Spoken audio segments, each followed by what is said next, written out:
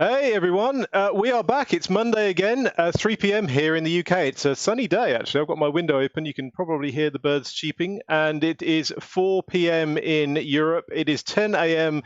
on the east coast of America, and wherever you are, it is the time that you have on your watch. Welcome to Poly Live Weekly News. I am your host, Neil Fleuster, and this is your weekly catch up of all things Poly, trying to give you a bit of a respite from all that horrible Corona stuff, bringing you into the family, talking to you about some great technology and some great products, and introducing you to some great people from the industry and from within Poly.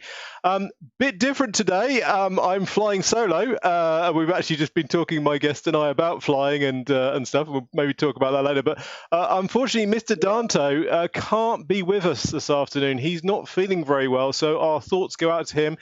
Don't worry, it's not COVID. We don't think, but I think he had a dodgy takeaway or something. So get well soon, David. Can't wait to get you back on. I've also got another apology I have to make. After last week's show, we were talking about AI and the A thing. I won't say the name because I got in real trouble.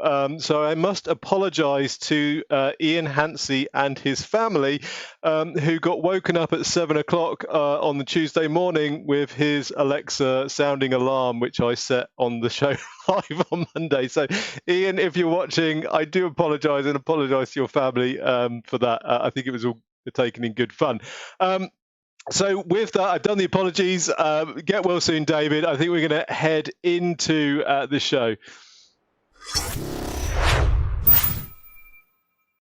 So as I mentioned, this is Poly Live Weekly News. So we do this every Monday. Make sure you hit that subscribe button and ring the bell so that you're always up to date and always reminded when we're going live. We go live, obviously, at this time every Monday, but I am trying to put together some content in between.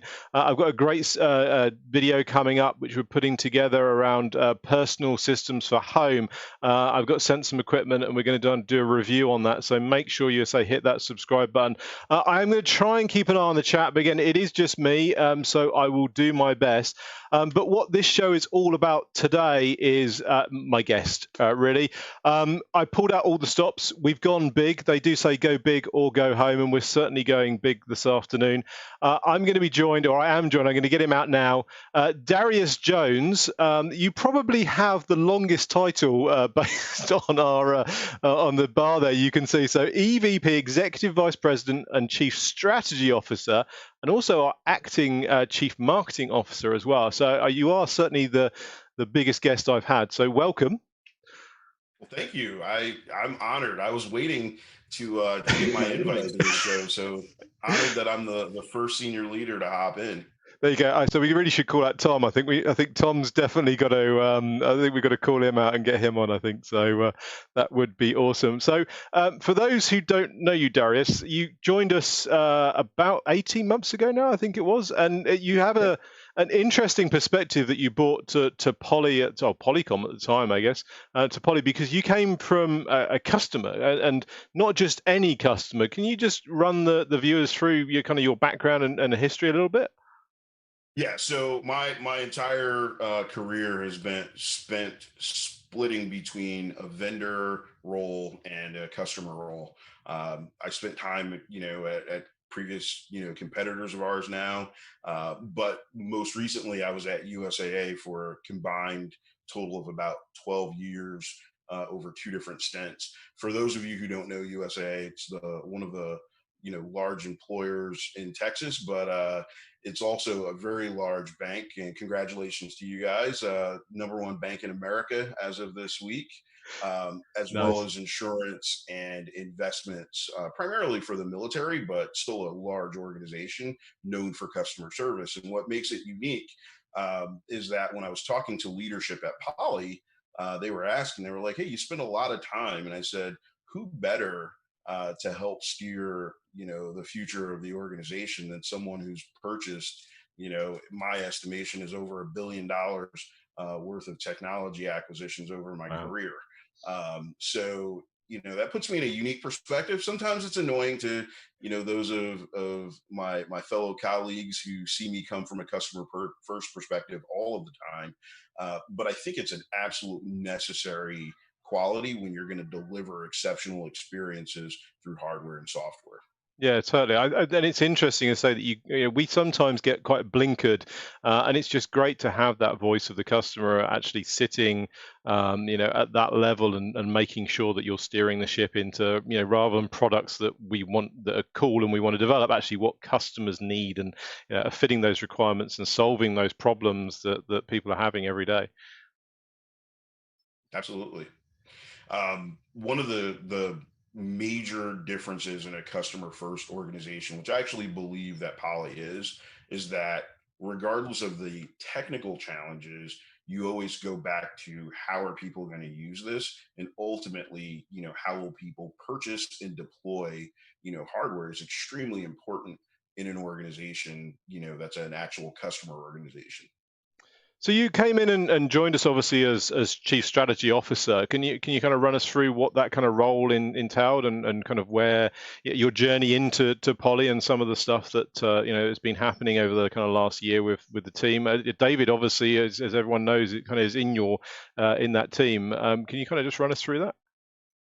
Yeah, I've heard people describe the chief strategy officer role in a number of ways. One of the most comical is kind of the island of misfit toys, which at times I think any organization can say they're that, with the exception of probably finance and HR. But in this organization, the chief strategy officer role is extremely important. The first thing that we do is we set kind of the annual cadence, like what are we going to try to accomplish in terms of market objectives, et cetera.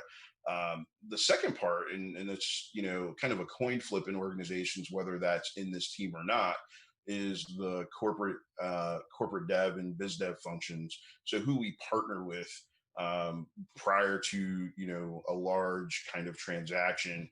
Our team was responsible for running strategic alliances such as Zoom and Microsoft, 8x8 others.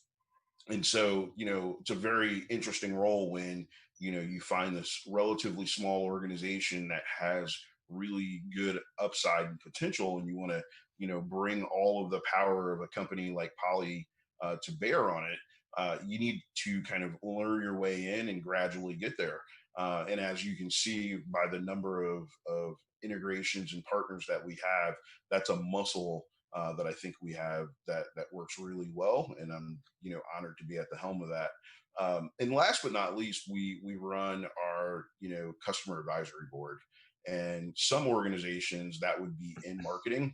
In my case, I have responsibility for both organizations, but we chose to put the customer advisory board in strategy because it really does start at the beginning. When Mm. we think of what customers want and it influences our strategy, it's really hard to deviate downstream.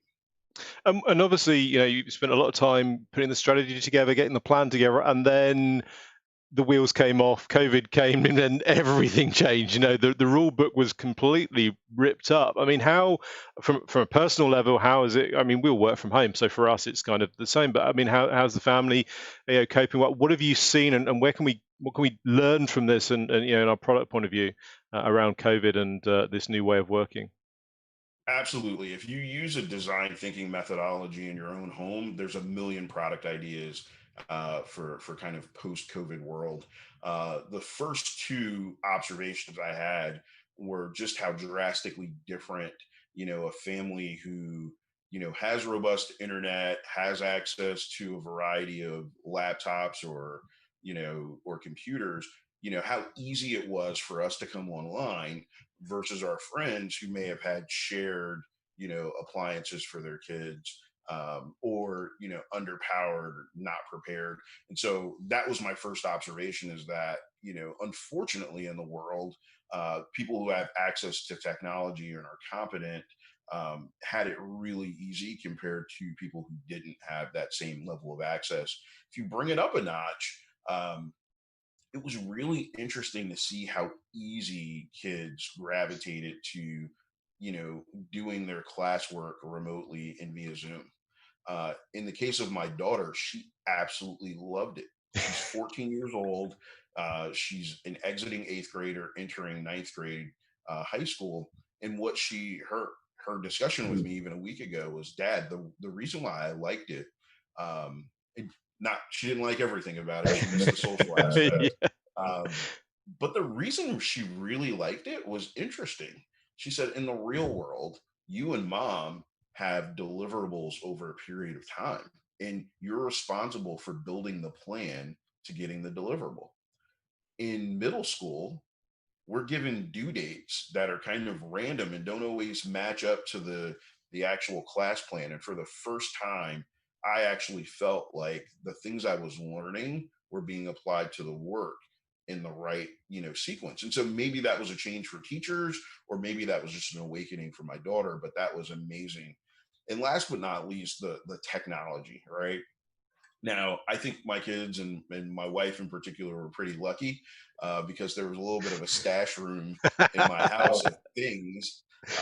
But they were ready for Zoom and Teams. They did Google Meet.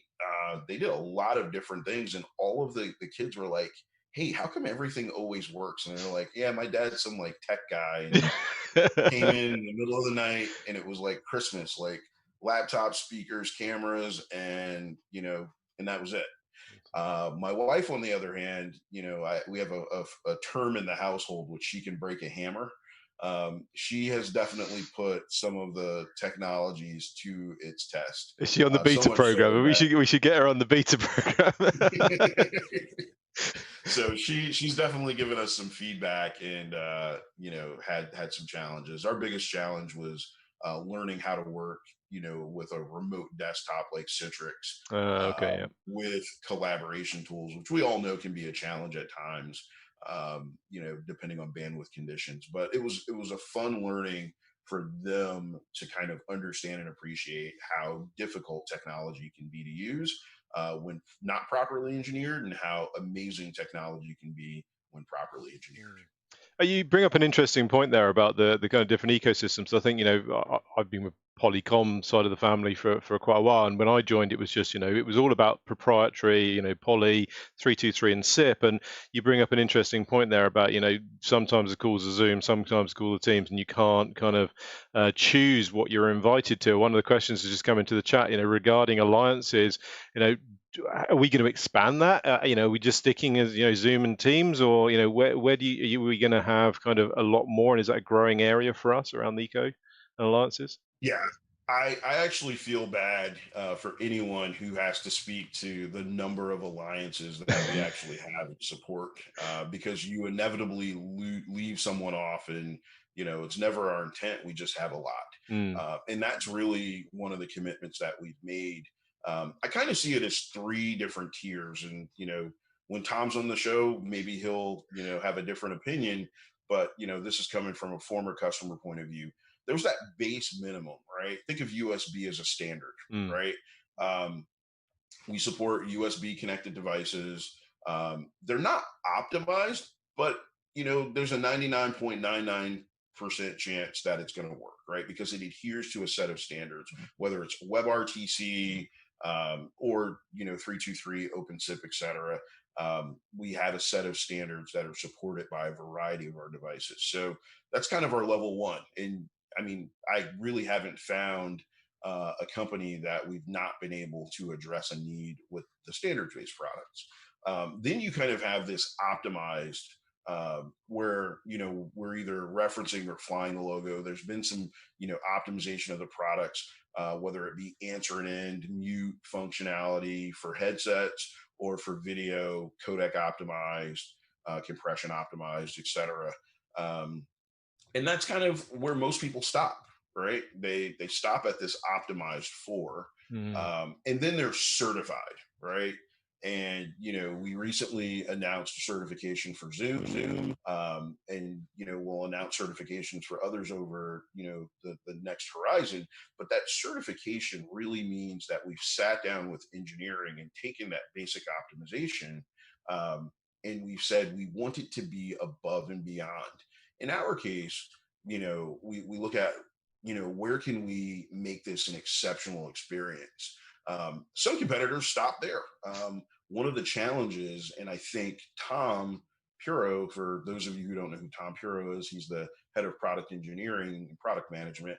What I love about his passion, and I'm sure engineers and product managers probably went sometimes, is he then looks a further step forward and he says, how can I make this as if we were the same company? Mm, How do we nice. deliver not just an optimized experience and take it a step further technically, but how do we make this so that when you deploy this solution, you don't know if the company you're buying the SaaS or collaboration service from made that hardware or we made the software.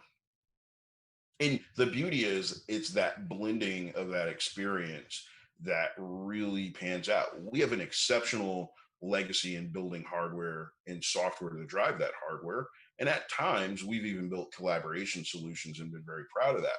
Where the market is, we're really focused on doing that hardware and software coming together, the management framework, the experience around analytics, the in-room experience, the post meeting experience, something that feels like it was made to work with a variety of software regardless of what software you're using. Mm. And I think that's a really difficult trick if it's not part of your heritage.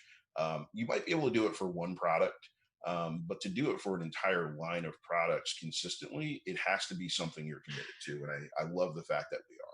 Yeah, and that's a big thing, I guess. And someone was asking, are we going to get more products that's going to have Zoom on them, more products that are going to have Teams on them? And I think that's the big thing. We're not having point products that have, we've got our Zoom, flagship or our Teams flagship. It's across the board. Headsets, handsets, conference phones, video endpoints will have that alliance support at those different levels, as you say. And again, I think it's great that we can. I think we can announce this, today that we are the only vendor that I know of that has that Zoom certification across the board on many of our products. And again, more of that's going to come. You see from many of the competitors this kind of eye chart of all the different logos, and what does that mean?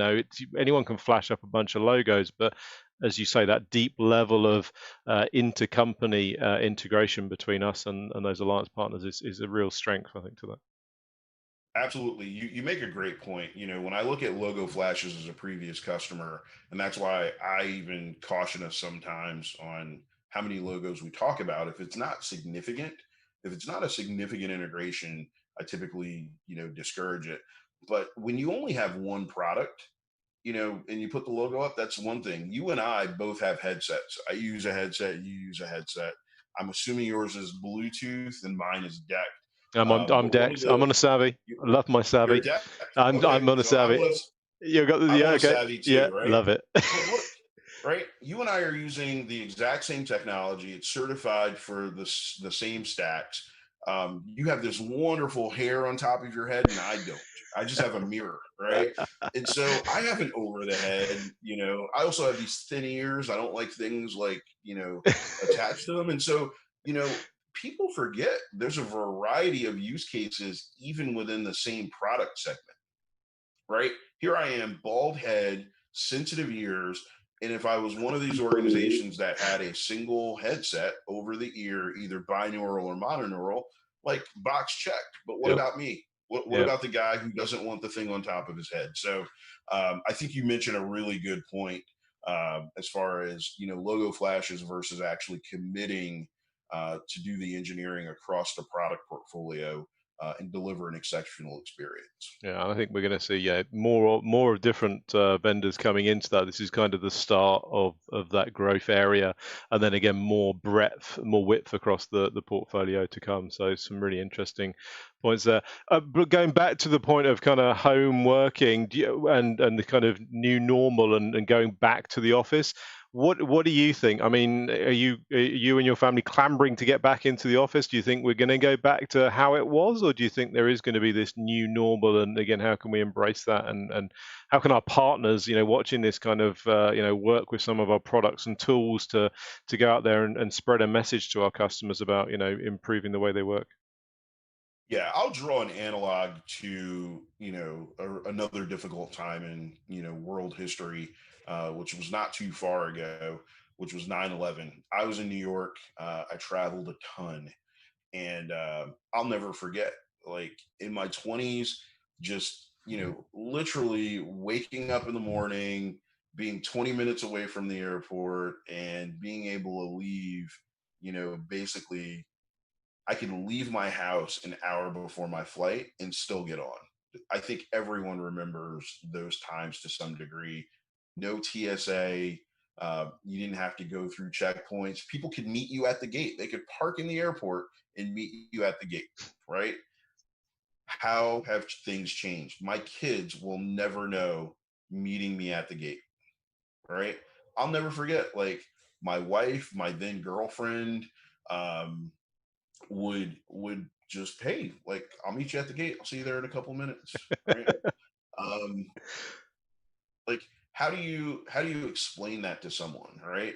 And I think the days of crammed office space, um, crammed planes, I think those days are probably nearing an end, not because there's no end in sight of COVID, but because we're now aware of how global pandemics work, right? The genie is literally out of the box, and or out of the bottle, and now we have to think about everything we do, because it's not a matter of if, it's a matter of when something like this will happen again.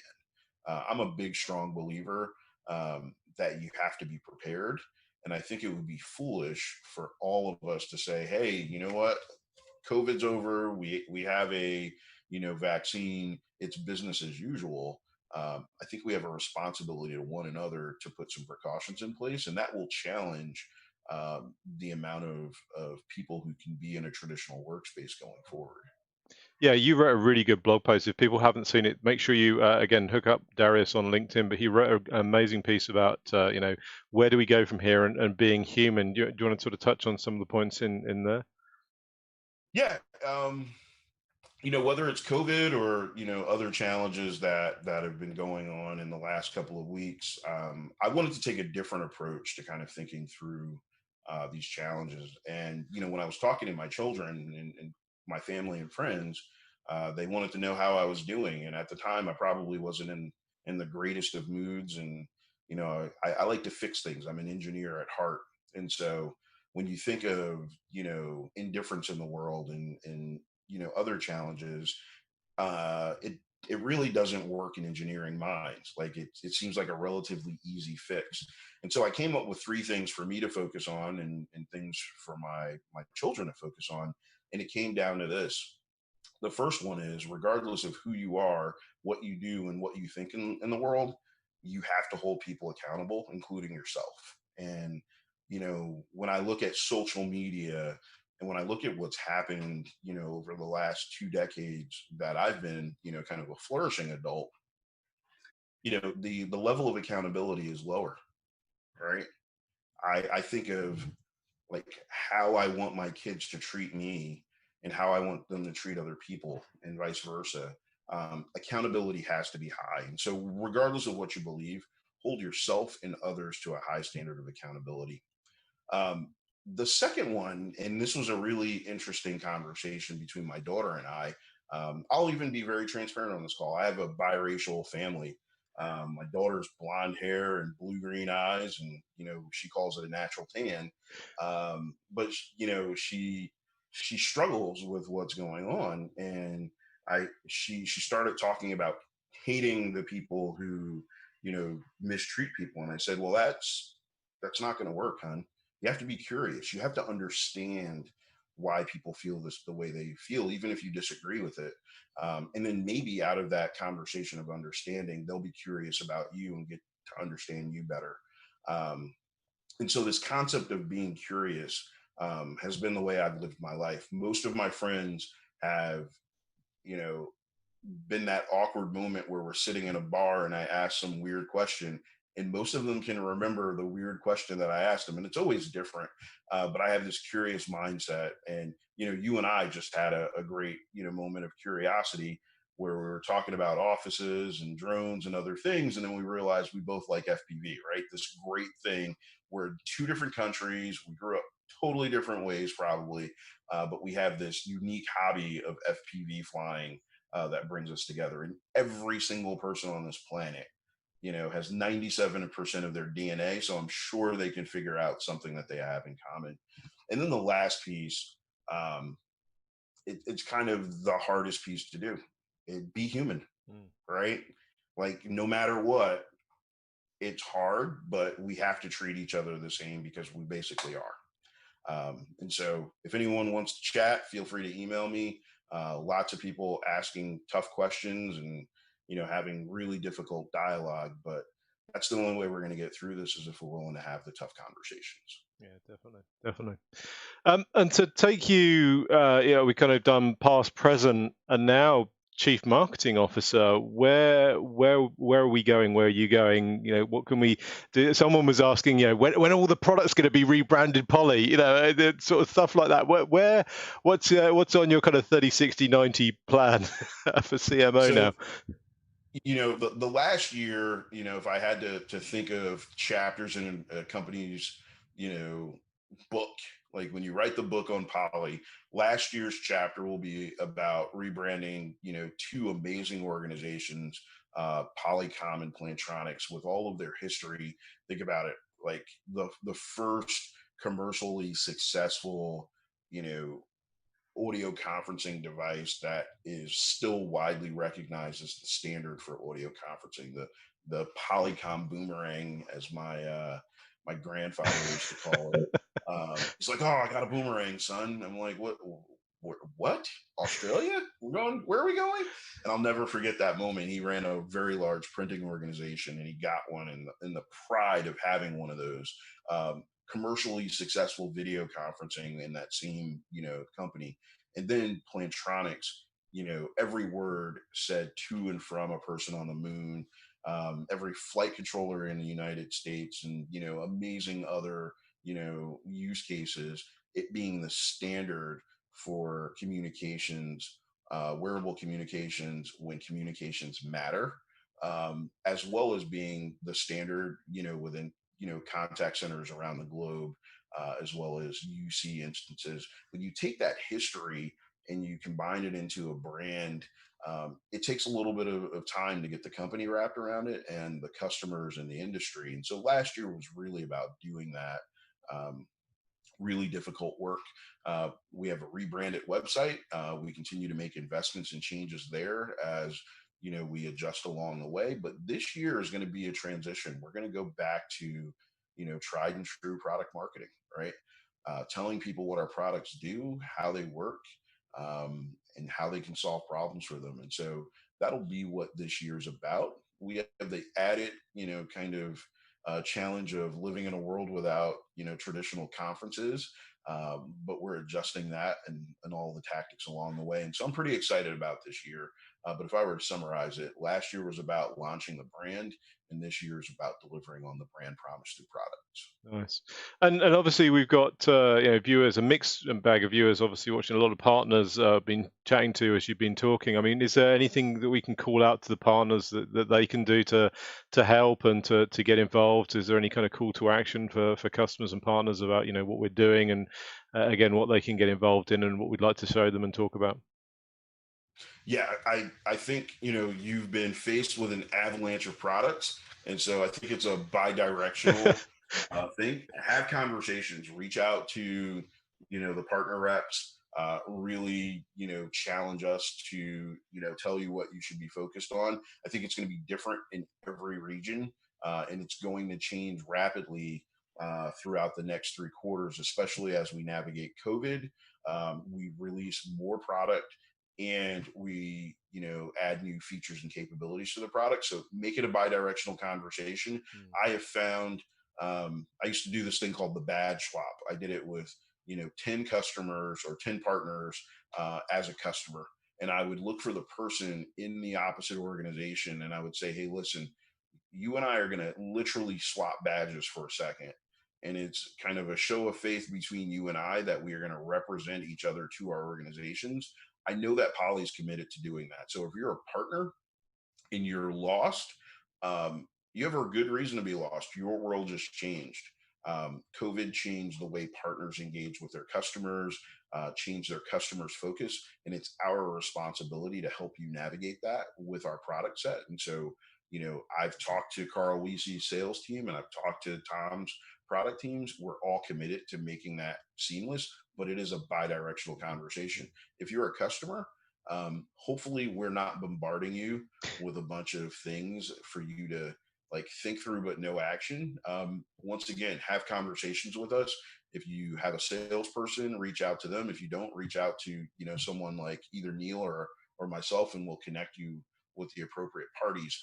But this is about a conversation. It's not a quick fix, right? It's a couple of conversations around where are your business plans, right? Or what are your business plans? How do you envision the next 30, 60, 90 days as a customer? And then us applying a product set to that problem set in a way that maximizes your investment and the return on it. Awesome. Darius, thank you ever so much for joining us this afternoon, this morning for you there in Texas. Thank you ever so much for coming on. Some great talking points. I'm very humbled to, again, get you on. I say it's great to have support from on high for the show. And hopefully we'll get you back, if that's all right, at some point. I'll join whenever you want. If I need to stand in for Danto, I will do that anytime you'd have me. Very cool. Thank you ever so much, Darius. I'll let you get back to your coffee. Thank you for joining. I'm going to wrap this one up, and I'll see you soon. Darius Jones there, our Chief Strategy Officer and our CMO here at Poly. Some really insightful information there, again, of just what's going on in the industry, what's going on at Poly, some of the challenges, some of the opportunities, some great thoughts and some great learning there. Again, this conversation is going to go on and on and on, and there's some great stuff. Thank you. The chat has been alive this afternoon. I've been watching it and trying to interact. As I say, it is just me this afternoon. So trying to work on that. Some really interesting points coming through on that, and I'll make sure, obviously, those get elevated. Again, if you haven't subscribed, we do this every single Monday, 3 p.m. UK, 4 p.m.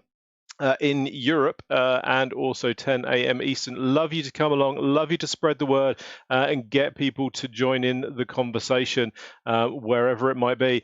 Interesting guests lined up for next week. Make sure you keep an eye on social. I will announce them as usual on Thursday. And have a great week. And I'd love to hear from you again what you would like to see in upcoming shows. So make sure you hook me up on LinkedIn, Twitter, or in the comments on YouTube, and let me know what you want to see. But for now, have a great rest of the week, and I will see you all very, very soon.